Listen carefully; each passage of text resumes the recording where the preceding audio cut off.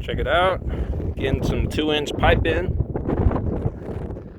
Got 130 feet done today. Trying to put this 2-inch pipe going the whole length of the farm, so then I could drop 1-inch pipe every couple hundred feet, maybe 100 or 200 feet.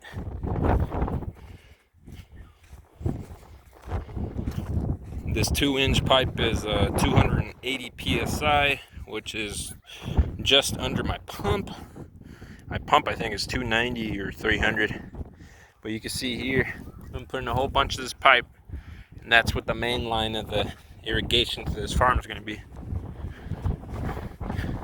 Catch you guys later.